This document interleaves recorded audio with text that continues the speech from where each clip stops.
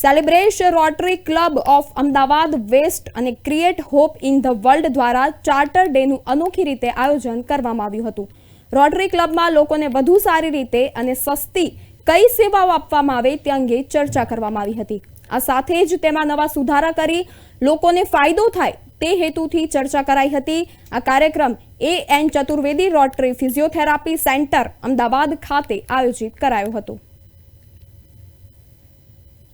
આજે rotary Club Ahmedabad waste જે અમારી એક ક્લબ છે એનો ચાર્ટર ડે એટલે કે આજના દિવસે એની સ્થાપના થઈ હતી। આજે એમનો 38મો ચાર્ટર ડે છે, એની ઉજવણી છે અને એ ઉજવણીના ભાગરૂપે જે રોટરી ક્લબ અમદાવાદ વેસ્ટનું ફિઝિયોથેરાપી સેન્ટર 25 વર્ષોથી ચાલે છે, ઘણી જ રાહત દરે સેવાઓ આપે છે, એનું અપગ્રેડેશન કેમ કરવું, બીજા અન્ય સેવાના પ્રોજેક્ટમાં શું કરવું જોઈએ, કેવી રીતે આગળ વધવું જોઈએ રોટરીએ, એની ચર્ચા થઈ।